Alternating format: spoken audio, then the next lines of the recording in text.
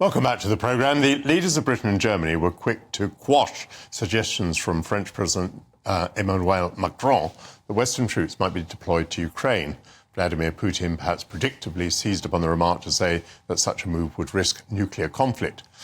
It follows a pattern of unilateral interventions by Macron on the world stage, from declaring NATO brain dead, single-handedly trying to dissuade Donald Trump from quitting the Iran deal, and flying to Moscow on the eve of Russia's invasion of Ukraine to reason with Putin. Here to explain Macron's missionary mindset is French journalist at the Telegraph and Spectator, Anne-Élisabeth Moutet. Anne-Élisabeth, welcome back to the programme. Tell us, why would President Macron go further than any other European leader in making this suggestion? When he gave the press conference around 11 p.m. Of the day on Monday, where he had this 5-hour Ukraine conference in Paris with 4 heads of state, 17 heads of government, most of the leaders of Europe, there had been discussions on 5 different subjects, none of which included the point of sending troops. So I suspect at one stage he just wanted to be disruptive because he still believes that disruption works for him.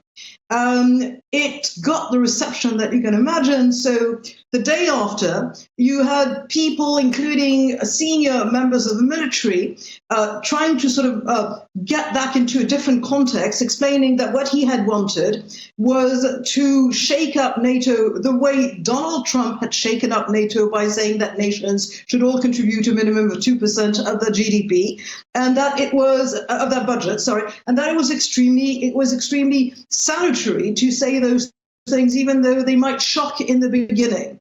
I actually do not believe that this was the rationale to begin with. I really believe that he almost did this on the hoof, trying to sort of organize something that would have an effect in terms of sort of, I would say, the communication spinning in Europe. And I think he always conceives that you can spin the world politics and actual things, as opposed to moods in geostrategy, the way he did it successfully when he got elected twice.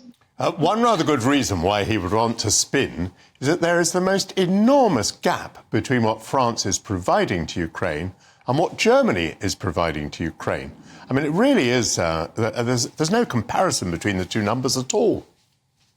Yeah, I mean, it's something like 17 billion euros contributed by Germany and 900 million or 800 million. That's the proportion. I mean, it's ridiculous.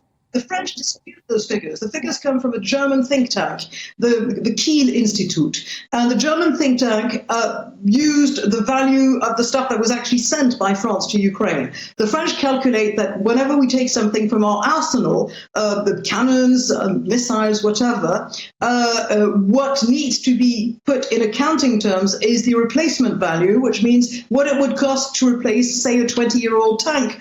And of course, the replacement value is much higher. So according to that kind of accounting, which will be true in the nation's accounts, we have sent several billions worth to Ukraine, but it is not really true. And do you think that the president at this stage thinks that NATO is brain dead? Actually, no. And he also thinks that calling NATO brain dead was another of those disruptive moments in which it would shake people up. I think he called NATO brain dead before the war in Ukraine. And I think that what shook up Europe and NATO was, the reality of an actual war of aggression in which Macron did not believe even after it started. So that's it's a clash between the sort of spinning elegance of French politics and the reality of a brutal war in which, to be entirely honest, we have not been good enough.